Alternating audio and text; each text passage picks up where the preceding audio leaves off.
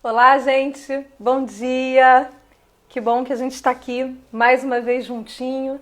Nada tão bom quanto uma prosa, né? Prosa com gente do bem é sempre gostoso demais. Bom, pessoal,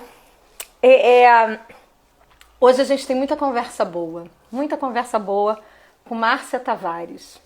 Vamos esperar ela entrar. Enquanto ela não entra, aliás, ela já entrou, mas então eu vou falar antes rapidamente sobre o canteiro, esse canteiro de gente boa, de gente de uma tribo do bem, gente que gosta de gente que gosta de compartilhar. Eu espero que essa conversa hoje chegue a quem precisa chegar. E é sempre isso, né? Nossa obrigação aqui é conectar pessoas, conexões humanas, conexão de ideias. Isso é tão bom, tão gostoso fazer. Bom, vou chamar a Márcia para essa prosa gostosa que a gente vai ter. A gente vai falar sobre longevidade, a gente vai falar sobre morte, a gente vai falar sobre envelhecimento. É um diálogo que a gente precisa ter, né? Verdade? A gente precisa falar, a gente precisa ter mais consciência da nossa vida e até de que nós envelhecemos todos os dias para a gente viver melhor, para a gente viver de uma maneira mais plena, mais bonita, né? Fazer a nossa vida ser potente de coisas boas. Para isso, hoje, quem vai sentar aqui, quem vai ser a conteira de hoje, aquela que conta, é a Márcia. A Márcia é especialista em longevidade, uma pesquisadora, estudiosa do COP na UFRJ. Nós nos conhecemos no COP, numa pós-graduação de gestão do conhecimento. E ela enveredou e seguiu estudando bastante sobre essa temática. Vou pegar você agora aí, amiga querida. Deixa eu te buscar aqui. Pá. Olá, Marcinha, seja bem-vinda. Que a gente tenha uma conversa iluminada e que a gente consiga passar essa mensagem de tudo que você aprendeu aí nessa caminhada. As pessoas, né? Vamos lá? Oi, Olá, Marcinha! bom dia. Bom dia! Bom te ver! Tudo bem? Que bom. Eu só não sei se eu entrei como Márcia ou com o perfil da WeAge. Da WeAid, mas é Você ótimo. quer... Não, tá tudo bem. Ah, tá. Fica à Se quiser, eu vontade. troco. Não precisa trocar. Afinal de contas, as duas coisas estão tão misturadas na tua identidade, né? Então, acho que tem tudo a ver. Fica à vontade. Então, Bom te ver tá depois de bom, tanto tá tempo, ótimo. hein? Pois é, né? Já, a menina já, quer dizer, pra gente aqui ainda é a parte da manhã, já chega especial alto astral, é ótimo. Pois é, Márcia, hoje quem senta aqui nessa conversa e é a nossa conteira nesse grande canteiro de pessoas, de gente, é você para contar essa história, dessa trajetória linda aí que você fez de estudo, de trabalho. Então, Conta para mim. você estava falando do MBA. Essa história toda começou lá naquele MBA que a gente fez de gestão do conhecimento. Eu lembro que quando... Na verdade, assim, sempre me perguntam, eu trabalhava no mercado, trabalhava em uma consultoria, depois fui trabalhar em uma mineradora, então eu fiz uma carreira em grandes empresas. E aí chegou o momento que eu fui fazer o MBA e as pessoas sempre me perguntaram, poxa, você vai deixar a consultoria, teu trabalho e tal, para pesquisar velho? Aí eu, bom, primeiro eu ficava meio paralisada, né? E aí, assim, quando as pessoas hoje me perguntam como eu comecei a fazer esse trabalho, eu percebo que eu já respondi isso de maneiras diferentes. Por quê? Eu acho que durante a nossa vida, a gente vai abrindo vários ciclos, né? E aí, quando a gente chega a um determinado momento da maturidade, você vai voltando e entendendo, e vai fechando esses ciclos. Você vai entendendo por que eles se abriram e como é que eles se conectam na sua vida ao longo do tempo. Então, assim, quando eu me deparei no MBA com a necessidade de escolher um tema para fazer o projeto final, a gente tinha 3 opções e eu escolhi essa. Na época, eu achei que tivesse sido uma escolha aleatória. Mas com o tempo, e conforme eu passei do MBA para o mestrado, do mestrado para o doutorado, e aí do doutorado fundei a WeAge, né, que é uma startup que trabalha com gestão da longevidade, algumas pecinhas foram se encaixando. Tudo faz sentido, né? Faz sentido, parece que dá um insight assim, poxa, realmente, eu fui fazendo espontaneamente e depois quando você volta, você entende por que que tudo aconteceu. Então, assim, eu entendo hoje que eu entendo melhor por que que eu entrei nesse tema e ele tá muito relacionado com a minha dificuldade de lidar com morte. Então, assim, eu não lido nada bem com a morte e não é nem a forma como se morre, mas isso está associado à finitude da vida, né? Então, quando a gente fala de finitude, a gente fala de projetos, de ideias, de sentimentos que se encerram, que deixam de existir. Então, por mais que uma outra pessoa passe a conduzir um projeto que você tocava, ela não vai fazer como você fazia, com o sentimento que você tinha. As pessoas que você amava vão ser amadas por outras pessoas? Vão, mas elas não vão amar como você amou, porque a gente tem formas particulares de fazer as coisas, né? Que bom. E então, eu tenho essa dificuldade. Eu acho que pesquisar longevidade, pesquisar melhores formas de envelhecer, como reescrever essa fase, que é a maior fase da nossa vida, né? Se a gente pegar a adolescência, o tempo de adulto e a velhice agora passa a ser a maior fase. Então, assim, a gente pode viver 40 anos, né? Completar 60, começar uma nova contagem, a partir daí chegar aos 100 e até passar. Então, assim, como é que a gente vive essa maneira, essa fase tão grande, da mesma forma que os nossos bisavós viveram? Já existem outras formas, e as formas que não existem, a gente está aqui para criar. Então, acho que a minha pesquisa, o meu trabalho em busca dessas novas maneiras de envelhecer, elas são bem que uma resposta a essa dificuldade que eu tenho para lidar com a morte. É como se eu tentasse, no embate, né? Entre finitude... Eu vou empurrar isso mais pra frente. Não quero te ver, não quero te ver. Exatamente, vamos fazer diferente, vamos fazer mais intenso, vamos pensar em outros caminhos. Eu já tive, assim, às vezes eu faço palestras, desculpa, e no final as pessoas acham, por algum motivo, que eu sou novinha, né? Então, elas vêm me perguntar, poxa, mas você é tão novinha, como é que você fala desse jeito sobre envelhecer? Assim, bom, eu não sou tão novinha, eu já estou na faixa dos 40, né?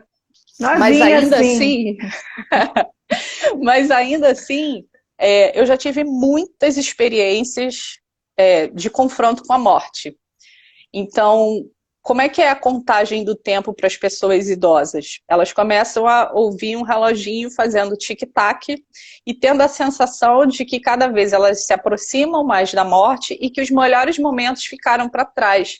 Então, cria essa angústia. E eu tenho essa angústia, apesar de não ser idosa, porque eu já tive muitos confrontos com a morte. Então, eu já tive, pequenininha, criança, eu já fiquei internada no Hospital do Fundão, que é a universidade onde eu trabalho hoje, pesquiso, faço tudo lá, que é o UFRJ. Eu já tive situações de quase asfixia com fumaça de ventilador. Eu já fiz aquelas coisas que a gente não conta para a mãe, nem mandar live, que é para a mãe não saber. Então, assim, meu pai teve câncer no pâncreas, foram 2 longos anos. Então, assim, e esse ano eu também tive uma perda, que eu perdi um bebê. Então, assim, eu tive já muitos embates com a morte. E eles me aproximam dessa sensação que as pessoas idosas têm, que o tempo é curto e que a gente tem que fazer o melhor possível nesse tempo que resta, né? Esse tempo que resta pode não ser simplesmente uma sobra, pode ser uma reinvenção da vida, pode ser um novo trabalho, pode ser uma nova forma de atividade voluntária, de curtir, explorar o mundo, viagens, explorar a experiência com pessoas. Então, a minha busca, eu acho que, para responder como é que eu cheguei nesse assunto, vindo de mercados que não tinham nada a ver com isso, eu acho que é muito uma forma de responder isso. de tentar fazer com que, de deixar o mais longe possível, se eu puder viver até 120 anos e com maneiras legais, fazendo coisas bacanas, para mim e para as outras pessoas. Então eu quero poder criar essa nova forma de envelhecer. Eu acho que isso explica. Hoje, pode ser que daqui a 5 anos eu responda isso de uma outra maneira, porque eu passo a entender mais coisas da minha própria história. Mas hoje eu acho que eu entendo dessa forma. Você acha que então isso chegou no seu colo para tentar, de alguma forma, fazer com que a vida das pessoas, para poder dar fala opa, vamos envelhecer melhor, vamos pensar como fazer esse envelhecimento ser divertido, ser melhor, que você está vivo, né? A morte é um único dia, a vida é todo dia, né? Então, assim, é o dia de morrer, mas o que você faz em todos os outros dias? Que ele tem que ser bom, né? Eles têm que ser bom. E o que não é bom, a gente tem que transformar. Então, falando dessa coisa toda, onde é que entra? O meu tema de pesquisa é longevidade e trabalho, né? De pesquisa, de empreendimento. O trabalho é uma coisa que dá sentido à vida. Então, o trabalho acaba sendo um subterfúgio, né? Um recurso para a gente evitar falar sobre o assunto morte, sobre o assunto finitude, porque trabalho é meio que sinônimo de vitalidade. Se você está bem, você tem condições de trabalhar, e você tem oportunidades, você está ativo, você está vivo. Então, daí um pouquinho a busca das pessoas que têm 50, 60 anos ou mais pelo trabalho. Hoje a gente consegue chegar na velhice com melhores condições de vida, né? É claro que a gente sabe que isso não é assim, a gente não está no mundo perfeito, no mundo ideal. Existe uma parte da população que realmente chega à velhice em condições precárias em função de toda a falta de oportunidade que elas tiveram ao longo de todo o curso de vida. Mas hoje a gente já consegue perceber que, no geral, as pessoas chegam aos 60 anos com melhores condições físicas, intelectuais. E cada vez mais, né? Isso tá... Sim, cada vez mais. Então, elas chegam muitas vezes aptas ao trabalho e sedentas pelo trabalho, exatamente porque enquanto a gente está ativa, a gente está sendo um fazedor, um realizador de coisas, está trazendo benefício com o trabalho para alguém e para a gente mesmo. Está ligado a comunidades, né? Fala. Na verdade, assim, só insight, mas quando a gente fala de trabalho, né, associado a essa vitalidade, a esse fazer sentido, eu vejo que existe muita forma de trabalhar e até que não seja remunerado, mas de fazer algo que devolve para a vida ou que traz para a vida esse senso de ser útil, né? Porque a gente precisa do senso de a minha vida não pode ser em vão, ela tem que ser útil, tem que ser até sendo útil apenas por prazer, ela é útil porque eu aproveito demais, né? Então, para não ficar vazio. Mas aí, Marcinha, eu te pergunto, você que trabalha diretamente com essa temática, você não acha que a gente vive uma sociedade que ainda é muito preconceituosa com as pessoas na hora que elas buscam uma oportunidade no mercado de trabalho? Eu vou dizer até mais, eu quando fiz 40 anos, já me falaram assim, e se você sair da empresa agora, você não acha outra... E assim, como? Né? No momento onde você está mais maduro, com várias super experiente, com a tua cabeça, e aí o mercado de trabalho fecha as portas para você. Tem um monte de coisa para falar sobre isso, né? Que bom, não vou te atropelar não, vamos lá. A primeira coisa é que a gente acreditava que essa discriminação etária, ela acontecia com as pessoas no mercado de trabalho a partir dos 50, 55, 60 anos para cima, nem se fala, né? Era certo. Só que a gente depois acabou percebendo que isso acontece, como você está falando, muito antes. Então, você vê, por exemplo, no universo do empreendedorismo e das startups, ele é uma coisa, até pouco tempo, desenhada para os jovens, né? Aquela cultura do empreendedorismo, das startups, do Vale do Silício, Só que mais recentemente, ano passado, retrasado, começaram a sair pesquisas mostrando que as startups mais bem-sucedidas, elas tinham no quadro de empreendedores pessoas com faixa etária média de 42 a 45 anos. Que então, legal. assim, começou a mudar um pouco essa visão de que, por exemplo, o universo das startups, falando em trabalho e empreendedorismo, né, é exclusivo dos mais jovens. Por quê? Por questões óbvias. O empreendedor com 40 e poucos anos, ele é mais maduro, ele já errou pra caramba ao longo da vida, também acertou, errou mas mais, aprendeu muito mais com os erros do que com os acertos. E isso é sensacional para deixar uma startup que é um modelo de negócio que ainda está sendo testado de pé, entendeu? Então, assim, o que eu falo é que o mundo ideal não é nem só dos jovens, nem só dos 40 mais, 50 mais, daí por diante. É da combinação dessas gerações, porque cada uma delas tem experiências diferentes, tem uma energia diferente, e elas são, na verdade, complementares. A partir do momento que a gente entender isso, e a gente derrubar essa coisa da discriminação, do preconceito, as coisas tendem a se potencializar. Porque a gente passa a somar, e não a competir de forma pouco saudável, né? E em outro contexto, isso é falando sobre empreendedorismo. Se a gente falar sobre o mercado de trabalho formal, aí a coisa realmente, eu acho que pode ser até pior, né? No Brasil ainda tem uma prática que é as empresas demitirem os funcionários a partir dos 45 anos, baseadas em mitos, por incrível que pareça.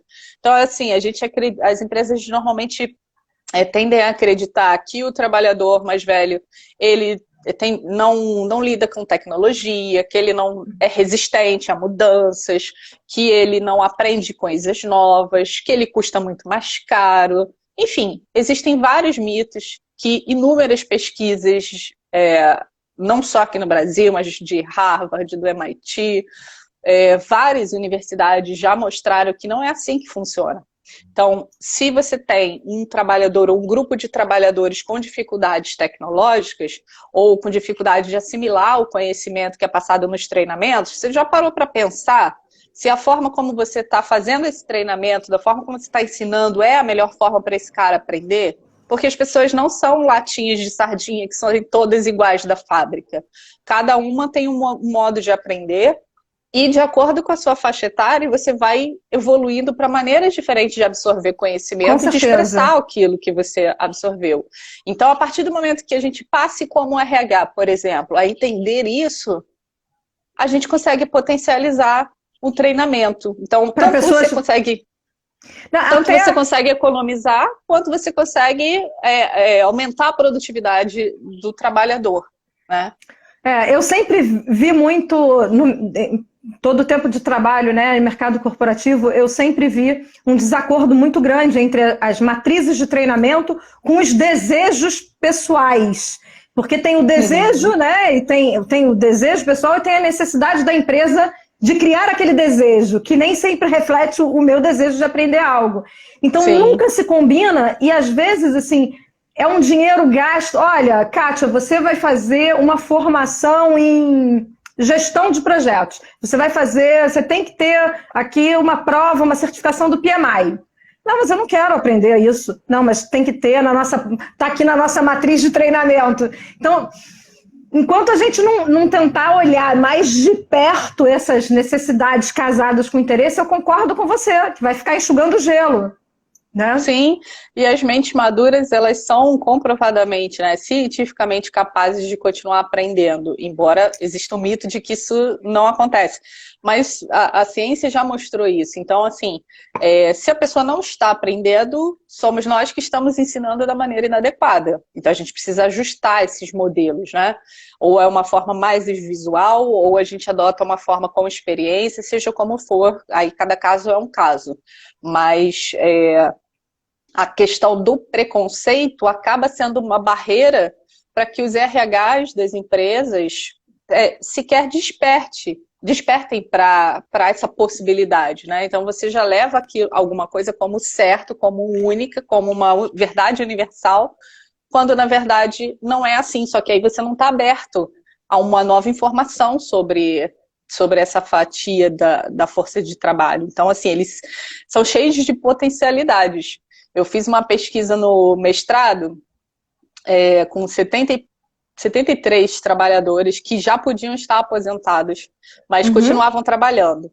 Então, e aí eu quis saber, né, por que vocês estão trabalhando ainda e querem continuar? Podiam estar viajando, podiam estar fazendo qualquer coisa, mas queriam trabalhar. Então, assim, o principal motivo é que eles se sentiam na fase de maior proficiência técnica, maior capacidade de se relacionar com as pessoas, então não reconheciam motivos para parar.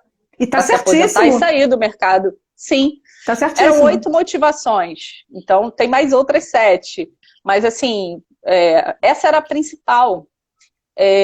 Tem uma outra coisa também, que essa geração, ela é muito leal à empresa, à marca. Então, é o José da empresa tal, ele já é conhecido assim. E muitos acreditavam que não podiam se aposentar porque tinham um compromisso com o superior, né? Com a pessoa com o chefe, eles usavam esse termo. Então, assim, tinha coisas muito bacanas e curiosas que os RHs muitas vezes desconhecem. Uma das coisas que a gente faz na minha startup, na WeAge, é exatamente ajudar a empresa a ter esse diagnóstico, a conhecer as pessoas, saber que nesse momento de vida, para onde elas querem ir. Elas querem sair da empresa, elas querem continuar, elas querem estudar, elas querem empreender, elas querem fazer nada. Mas você não acha que falta essa conversa nas empresas, levar o diálogo do que você... Eu acho que falta muito... Sobretudo, eu fui falar da realidade do Brasil, porque eu tenho uma ideia... quando eu fiz mentoria, eu tive a ideia de que os orientais falam muito... nessa mudança de passar o conhecimento, de fazer essa transferência, programam como vai envelhecer. Mas no Brasil, por exemplo, isso não acontece. A gente não fala, no Ocidente, a gente pouco fala sobre morte, é um tabu, a gente não fala sobre a morte, a gente não fala sobre envelhecimento, e quando fala é de forma preconceituosa, como se... Gente, envelhecer é uma maravilha, que sorte, nossa, tá envelhecendo. Que bom que eu hoje acordei mais velha, porque eu acordei, eu tô aqui, né? Então é tão bom envelhecer, tô envelhecendo. Então a gente não fala... E as empresas não abordam essa questão de entender, de fato, fazer um mapa, e isso que você está falando que a sua empresa faz, é fundamental. Conhecer quem é que está aqui nessa faixa e para onde essas pessoas querem ir. Qual é o desejo dessas pessoas? Porque quando você tira uma pessoinha dessa de uma companhia, essa pessoa deixa de se sociabilizar muitas vezes, porque os filhos já cresceram, já casaram, ela deixa de viver. Meu pai é uma questão dessas, ele perdeu a vida porque parou de trabalhar. Então esse trabalho que você faz é vital, levar a conversa para dentro de uma empresa, né? Sim, as pessoas dormem empregadas e acordam aposentadas no dia seguinte, né? Às vezes demitidas também. Então, assim, são duas surpresas, são duas coisas que acontecem de forma abrupta, mas elas, pensa bem, quando a gente está trabalhando, a gente convive muito mais tempo com os colegas de trabalho, os clientes, os fornecedores, do que com a nossa própria família. Muito. E aí, de repente, de um dia para o outro, você está à parte disso. Você perdeu o elo que te conectava àquela comunidade de pertença. E provavelmente você não construiu outras para reparar essa ausência, porque você estava trabalhando, você estava focado em trabalhar. Então, nem todo mundo que se aposenta tem um grupo para viajar, para jogar, para bater papo sobre filmes e livros ou qualquer outra coisa, para fazer artesanato. Nem todo mundo tem. Não, e nem todo mundo, muitas vezes, tem nem hobby. Então, sim, assim, porque ela se dedicou tanto àquela empresa, àquela vida profissional, que ela não tem nem hobby. Exatamente, o que acaba parece sendo assim, uma armadilha, né? Você usa o trabalho como um subterfúgio para evitar o assunto finitude, o assunto morte, mas se você não faz isso de forma programada, pensando que você ainda vai ter muito tempo depois de se aposentar, ele te aproxima ainda mais da morte. Porque você fica sem... Aí começam os quadros de depressão. Um outro assunto que não se fala muito no Brasil é suicídio entre pessoas idosas, que está crescendo assim, muito. E é um tema que que nem passa pelas empresas, né?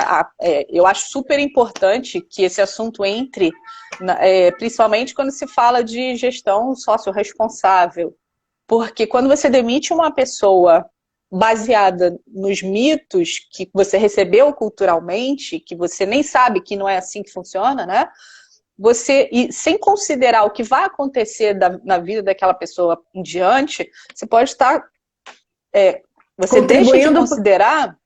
Sim, eu nem vou dizer contribuindo, eu vou colocar de uma outra forma, mas eu vou dizer que você deixa de considerar as consequências mais sérias que podem acontecer, como, por exemplo, uma pessoa idosa se suicidar justamente porque perdeu o emprego, e com ele as comunidades, o status de trabalhador. A gente pensa numa geração 60+, a gente tem que entender que os pais deles ensinaram que o trabalho era o que dignificava o homem. E quando você tira isso baseado apenas nesses mitos e nessas informações equivocadas, você está permitindo, né, que essa pessoa acabe sendo conduzida para um caminho que pode não ter um desfecho muito maravilhoso, como se pinta. Vou me aposentar, vou viajar, vou curtir a vida. Pode não ser nada disso. Mas se você não conhece esse teu funcionário, você assume o risco de que pode acontecer qualquer coisa com ele. Só que as empresas não estão atentas. Eu acho que tem uma outra coisa também que eu sempre gosto de falar, que é o seguinte, viver tanto tempo, ter uma vida longeva, mas também uma carreira mais longa é uma novidade. As empresas são pessoas, né? E as pessoas que estão lá na empresa fazendo gestão de outros seres humanos, elas também são seres humanos que precisam cuidar do envelhecimento delas, que elas ainda não entenderam como pode ser melhor, e do envelhecimento de todos os empregados da empresa, né? Então, assim, também não acho que seja uma missão fácil. Não é. É uma mudança de cultura muito grande. Sim, sim, e que enfrenta muita resistência, porque as empresas não colocam isso como prioridade, obviamente. Se a gente falar desse momento de pandemia, então, eu nem sei quando vai se discutir isso, novamente, embora os 60+ tenham estado no lugar de evidência por serem grupo de risco, mas você pega um trabalhador que está no grupo de risco pela idade, né? Junta isso com o preconceito que já existe dentro da empresa, pode ser uma combinação fatal que vai colocar os 60+ na linha de frente das demissões, entendeu? E agora que a gente começa a falar sobre relaxamento do isolamento, esses 60+ continuam sendo grupo de risco. E aí, eles vão voltar ou não vão voltar ao trabalho? E se voltarem, o risco aumenta do contágio. E se não voltarem, será que vão sofrer algum tipo de represália e serem demitidos? Será que vão ser os primeiros, né? Será que vão ser os primeiros, né? Vão estar na linha de frente? Então, assim, é um dilema complicado, realmente preocupante. Nesse momento, como eu estava falando, né, eles estão em muita evidência em função da pandemia, de todo o risco que isso traz, mas, por outro lado, eles não são prioridade no orçamento, sabe? Na lista de recursos disponíveis para implementar projetos que possam transformar essa realidade de alguma maneira. Então, é bem complicado. Então, como eu estava falando sobre o gestor, né, sobre o RH, sobre os gestores, não é tão simples também. É tudo novidade para eles também. Então, por isso que eu fundei a WeAid, que é exatamente para ajudar as empresas a entenderem sobre isso e saberem que existem caminhos possíveis para fazer uma gestão que seja mais responsável, que mais atenta aos 60+. E não estou falando só nos benefícios sociais, estou falando também nos benefícios produtivos. Então, como otimizar a produção, como fazer com que eles possam performar de uma forma que vá atender melhor a competitividade da empresa, a produtividade da empresa. Então, assim, não é ser bonzinho, é ser consciente, responsável e também contribuir para as empresas alcançarem os seus objetivos, né? Então, existem caminhos para isso. Não, sem dúvida. Eu acho que a gente tem que falar muito em envelhecimento, porque a sociedade, graças a Deus, está envelhecendo mais tardiamente, né? Então a gente, como você falou, é um período muito longo, a velhice dura mais. E o que a gente faz se a gente não sabe programar essa velhice? Né? Essa velhice, a gente ocupa essa velhice com o quê? Se na empresa ela não tem mais espaço, se os filhos já saíram, já voaram pelo mundo, como é que a gente ocupa essa velhice para que ela seja boa, para que eu possa, e financeiramente viável? Porque a gente também não se preparou para uma velhice tão longa com a aposentadoria da maior parte dos países, né? Então, assim, eu poderia... As pessoas são mais velhas, e muitas muito saudáveis, e que poderiam estar usufruindo, de fato, viajando, indo pro baile para dançar com os amigos, para um clube, para fazer algum esporte, mas para isso precisa de dinheiro. E aí é uma bola de neve sobre o tema envelhecimento, né? Porque aí, no momento que ela tem tempo, ela não tem o dinheiro. Então, eu não sei, Márcia, é um assunto... Esse assunto que você estuda é muito apaixonante mesmo, e que você trabalha, porque você deve ter milhões de referências, exemplos e ideias do que fazer, porque a gente só dá conta de falar em envelhecimento quando a gente percebe o envelhecimento na gente, no espelho. E aí a gente lembra que o envelhecer deve ser falado. Né? Sim. Antes disso passa batido. Eu não fazia planejamento para... E o que eu vou fazer? Aos 70 eu quero ir para o Nepal, eu quero ir com 80... Né? Ninguém faz isso. Mas talvez a gente comece a precisar fazer. Eu não sei. Sim. Sim, porque quando você percebe que tem que fazer, você já está atrasado, né? Você já está lá na frente. Porque não é da nossa... Você tem que correr e muitas coisas você não consegue mais tempo hábil, né? Por exemplo, existem programas de preparação para aposentadoria nas empresas. Eu não gosto desse nome, eu acho que deveria ser Programa de Preparação para Longevidade. Mas... ok, as empresas chamam assim PPAs, né? E muitas delas implementam esse tipo de programa 2 anos antes da pessoa se aposentar. Não dá tempo de fazer mais nada. Dá tempo de fazer reserva financeira em 2 anos? Não. A gente não consegue fazer a vida inteira, imagina, em 2 anos, né? Não dá tempo. Não dá tempo de planejar a sua moradia. Não dá tempo de planejar se você vai a sua segunda carreira, talvez, se você vai empreender, ou pensar em ser realocado dentro da empresa em uma outra função, mas se preparar para isso. Não dá tempo de fazer mais nada. Então, assim, eu acho que uma parte é responsabilidade do indivíduo, né? E outra parte é a responsabilidade da empresa. Não adianta a empresa falar assim, a gente tem aqui meia dúzia de 60 a mais que não é mais colaborativo, que não é mais criativo, não produz muito. Tá bom, mas você, nos últimos anos, investiu nesse cara como você investiu em todos os outros mais novos? Você custeou treinamento? Você ofereceu oportunidade dele se manter criativo? Ele foi para o Clube Med fazer team building, não Pois é. Ou ele foi deixado no cantinho porque já estava perto de se aposentar e não valia a pena gastar dinheiro com ele, sabe? Então, assim... tem muitas coisas que a gente olha para os resultados, mas esquece de se questionar como a gente chegou nesses resultados. O que a gente fez ou deixou de fazer e que nos levaram a esse resultado. Então, assim, de novo, tudo é muito novo. Então, a gente ainda não caiu a ficha que a gente precisa fazer essas perguntas. Mas a gente precisa. Porque a tendência é que a gente viva cada vez mais. Se você entrar na Wikipedia e digitar lá, procurar lá, pessoas vivas com mais de 60 anos, com mais de 100 anos, desculpa, você vai ter uma lista enorme.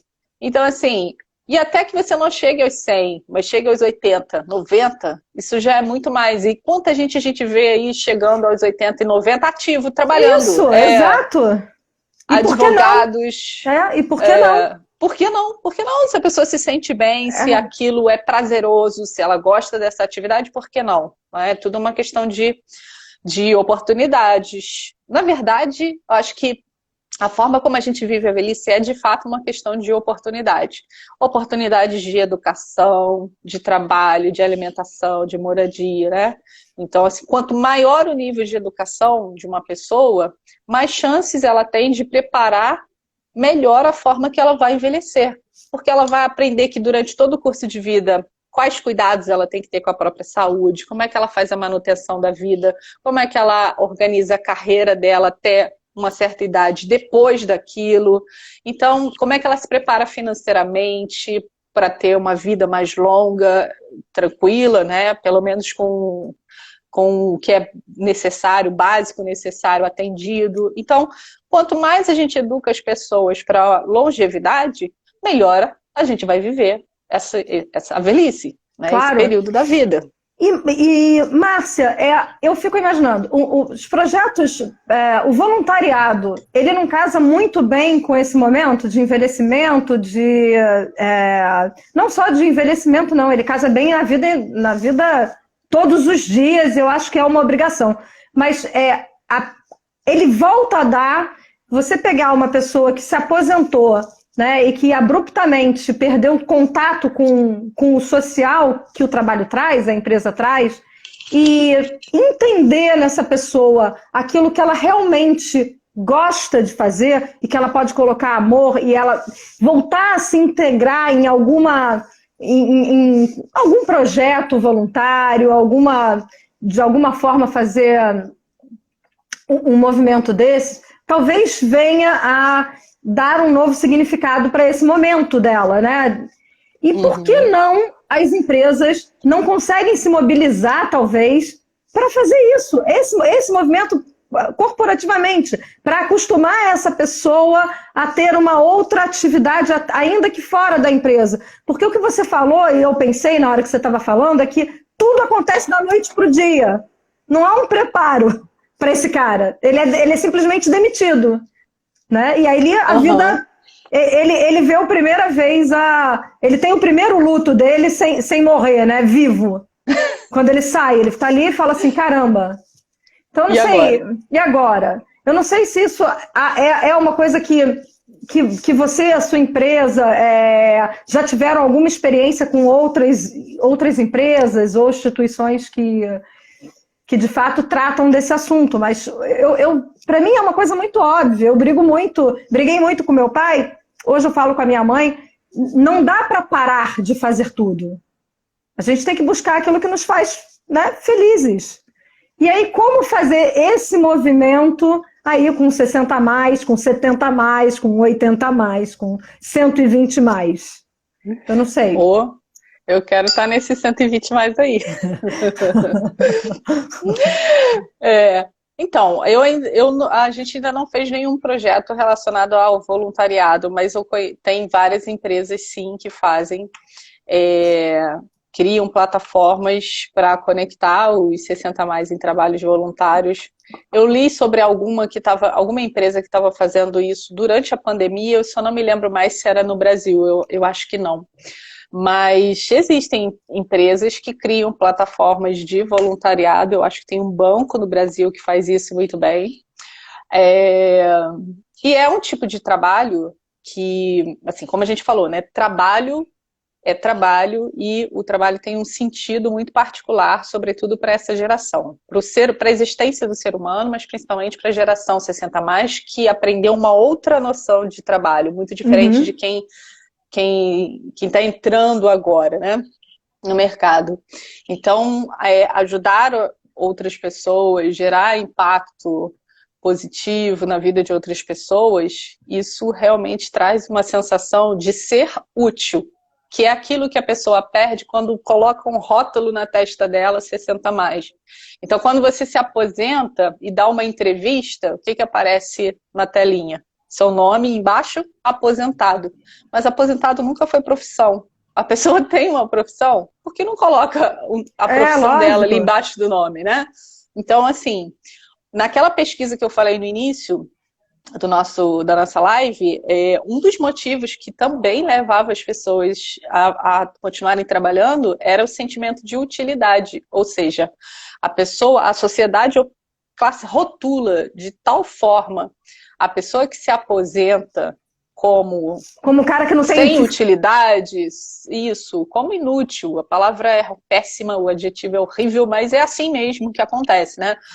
Que a pessoa se sente quase que obrigada a continuar trabalhando para poder se sentir útil para alguém. Para quem? Para a sociedade. O trabalho voluntário, ele parece com isso, só que de uma forma mais compensadora, né? Mais apaixonante. Eu trabalho para sentir útil, para ser útil para outras pessoas realmente que necessitam dessa ajuda.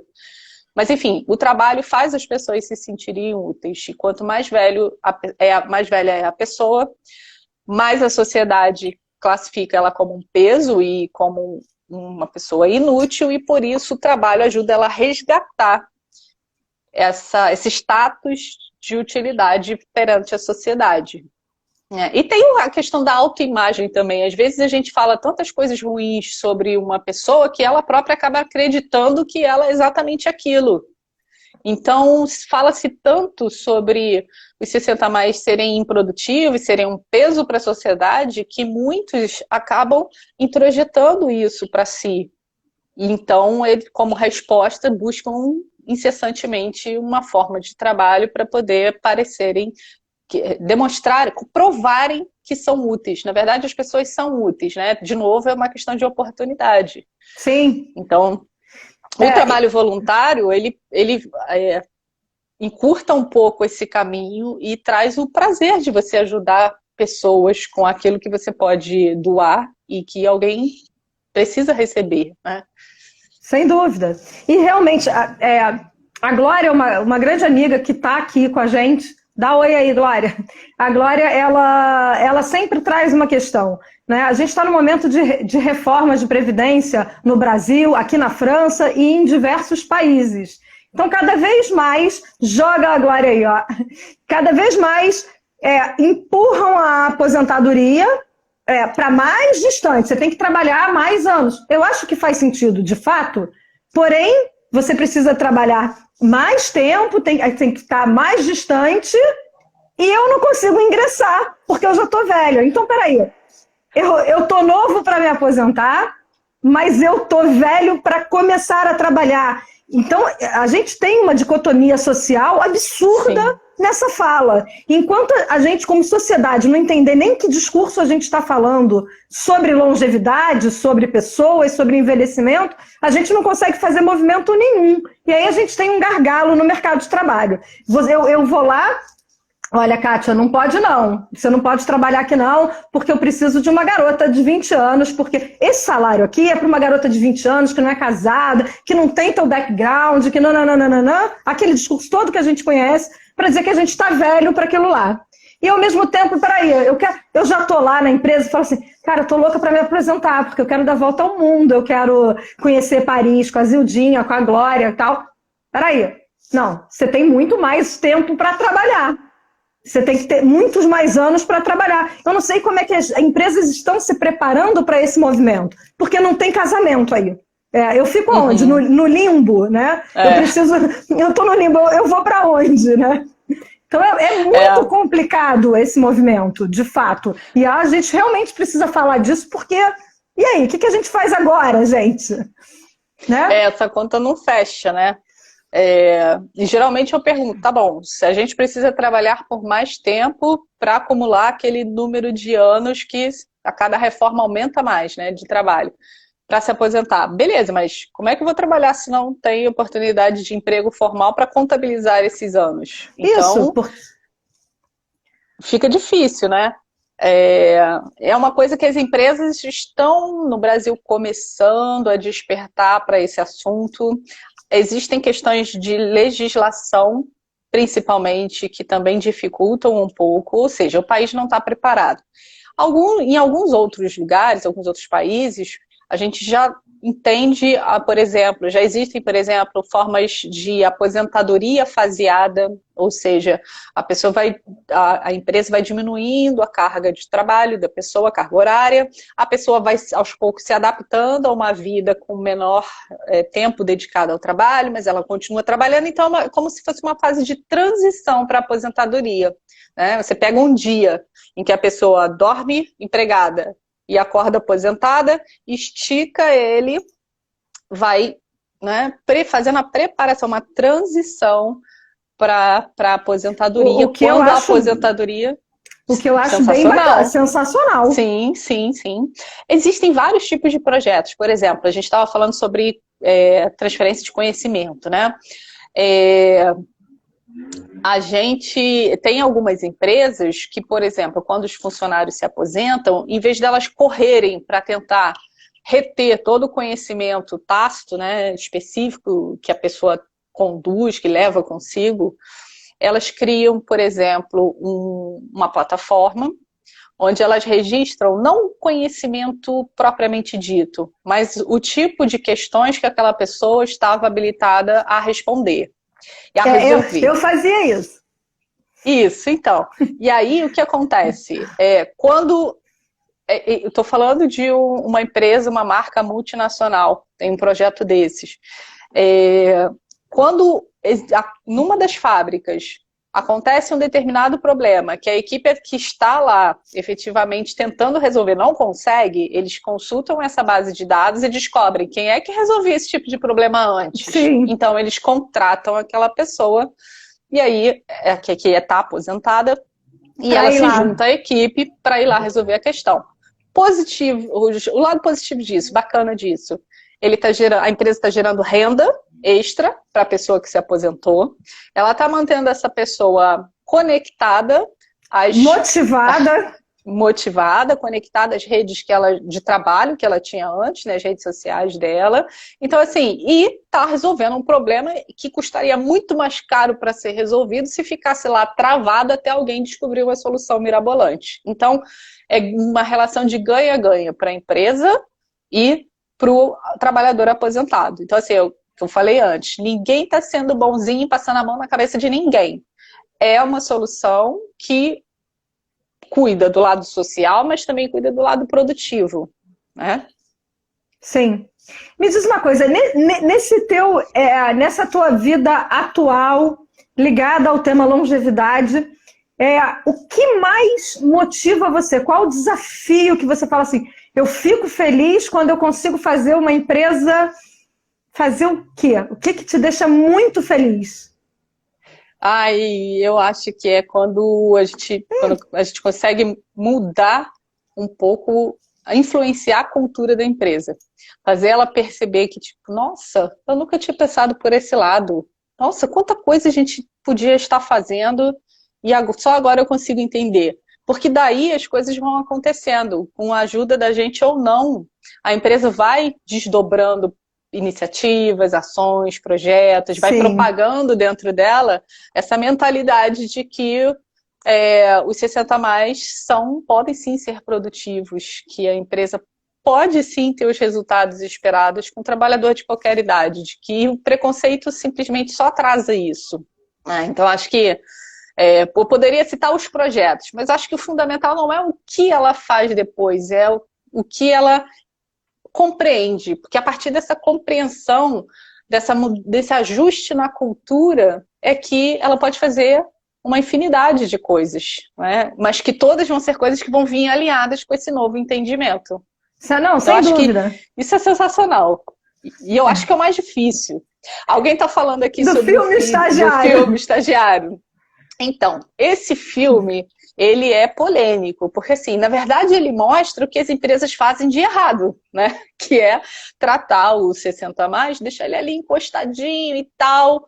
E aí dentro do filme, ao longo do filme, acaba mostrando o processo de que a CEO da empresa acaba desenvolvendo uma relação com ele e percebendo a oportunidade, o potencial dele, né? Então, assim, mas essa é uma lição que a gente não precisava percorrer nas empresas, se a gente não tivesse esse bloqueio, esse preconceito. A gente já podia partir da mentalidade que esse trabalhador é potente e só se preocupar em oferecer as ferramentas, o ambiente adequado para isso. Né? Então, assim, esse filme ele é ótimo no resultado, onde chega, mas ele faz a gente passar o filme inteiro com aquela angústia, tipo, olha, gente, não precisa, você pode já, a partir do teu ponto zero, pode ser um passo à frente, entendeu? Vamos partir de outro ponto. Mas eu acho que a gente realmente, a gente não está acostumado a tratar da temática. Eu tinha uma professora de português que era muito durona, Rose,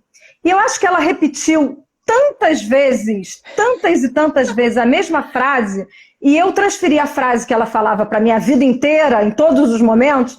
Ela ia fazer uma conjugação verbal que a gente não conhecia, né? Ela era professora molequinha, em alfabetização. E a gente falava, mas fica estranho falar assim. E ela falava, estranho é tudo aquilo que a gente não conhece. E eu uso isso, falei isso ontem para uma amiga, eu falo isso todos os dias dentro de casa também. Quando alguém me fala assim, mas porque isso é muito estranho. Eu falo, estranho é tudo aquilo que a gente não conhece. E a gente fala pouco do tema longevidade. A partir do momento que a gente fale mais sobre envelhecimento, sobre morte, sobre longevidade, e que a gente traga essa fala, e você chamou de diálogo necessário, e é um diálogo mais do que necessário, quanto mais a gente forçar esse diálogo e as reflexões de todo o contexto que tem no envelhecimento, todas as dificuldades das fases que a maturidade traz, as coisas passam a não ser mais estranhas a gente. Sim, então, esse teu trabalho, indo à empresa falar e transformar a cultura, é um trabalho de educação, né? É um trabalho de educação, é educar a pessoa e estimular e motivar para um pensamento que a gente precisa falar mais, né? A gente tem um mundo com urgência desse tema, com muita urgência, porque estamos envelhecendo mais longe. Graças a Deus. Porque a outra alternativa é morrer. Eu já falei no início da live que eu não lido bem com ela. Então, assim, agora ficou mais claro, talvez, né? Que quem conseguiu chegar logo no início, a gente estava falando do porquê que eu faço esse trabalho, que isso tudo tem a ver com a minha dificuldade de lidar com finitude e tal. Aí a gente chega aqui nesse momento que a gente talvez já esteja... Eu me perco no tempo, né? Eu não sei, mas a gente já deve estar... a gente tem 5 minutos. Você fala 3, eu falo 2, a gente dá mesmo. Então, assim, dá para entender que, tipo, por que achar que chegou nos 60, né? A gente colocar um rótulo na cabeça, na testa da pessoa e achar que a vida acabou ali.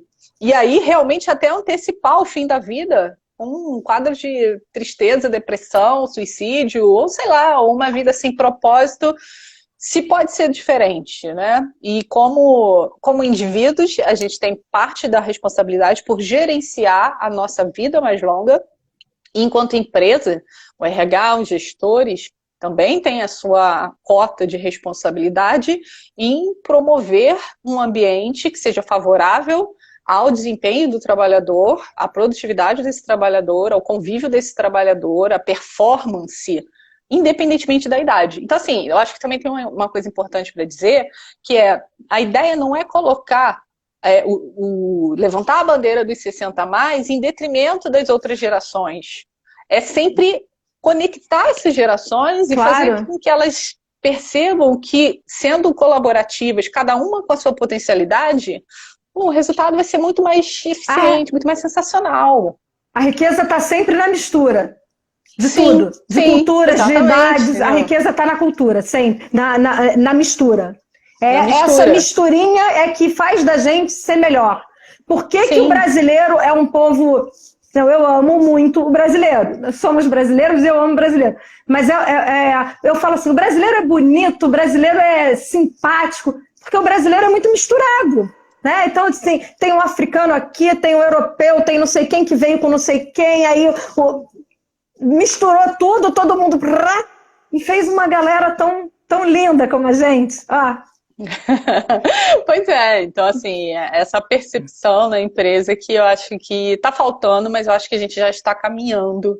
É todo um processo de despertar, de conscientizar, de se sensibilizar para isso e depois de também ter acesso a ferramentas para fazer gestão dessas novas condições, né? Que é o que a gente faz aqui na startup. Então, eu acho que também não é só dizer, olha, é assim que funciona, vai lá e faz. Não, olha, vamos compreender como funciona, para onde a gente está caminhando e olha aqui que ferramentas você tem para poder mudar essa história. Né? E vamos mudar. Sim, eu vou mandar um beijo para minha mãe que está assistindo a gente. A minha também. Beijo, mãe. Beijo, sogra. Beijo, mãe de todo mundo. Beijo, mãe Turana. Beijo, mãe da Márcia. Beijo todas as mães lindas que estão aqui. E a gente vai ficar, a gente vai ter que se despedir porque o nosso tempo está acabando. Aqui tem uma conexão muito clara. Márcia e Glória devem se falar. Já vão se conectar aí naturalmente por propósitos, e é esse o objetivo aqui do Conteiro, conectar pessoas, ideias e que a gente possa dar fala a tudo que a gente precisa realmente transformar. E a gente tem muito trabalho a fazer, todos nós, e aqui pode ser feito por 60 a mais, 70 a mais, 80 a mais, 90 a mais, 100 mais. Eu espero todo mundo ajudando nessa transformação de mundo. Marcinha, super mega obrigada. Manda um beijo aí pra tua galera. Manda aí, Márcia. Obrigada. Obrigada às pessoas que estão assistindo até agora também, porque eu não consegui ver todas aqui. Eu estava muito focada, você viu que eu falo muito, né? Então, eu não consegui ver todo mundo, mas super obrigada. Quem quiser bater um papo sobre isso, me chama, que eu sempre topo toda a conversa sobre esse assunto. Obrigadão, gente. Muito que a gente bom. Possa fazer das empresas lugares mais propícios, mais favoráveis para pessoas de todas as idades. Então, quem está aqui, que é de RH, chama a Márcia para conversar. Quem é aqui que tem interesse no tema, chama a Márcia para conversar. Vamos conversar um com os outros, porque o diálogo ainda é a maior e mais poderosa ferramenta de transformação. E a gente não pode perder essa capacidade de falar, de interagir e de se conectar. Gente, super obrigado. Essa nossa conversa vai ficar gravada aqui no IGTV. Depois o meu filho é o técnico do YouTube, ele passa para o YouTube. Depois um dia o marido edita, corta e a gente faz pílulas, assim, para colocar no feed. Tudo lentamente, com muito prazer, que o Conteiro é essa alegria que eu faço sem pressão, leve, devagar, mansa. Marcinha, obrigada, viu? Foi ótimo te ver, depois de tanto tempo, depois daquelas aquelas aulas boas lá no COP, foi uma excelente formação que a gente fez, muito boa, bom te ver novamente aqui, você aí do Brasil e aqui de Paris, um luxo. Um beijo imenso, menina, um beijo imenso para todo mundo. Obrigada, um beijo. Beijo, Tchau. galera, beijo.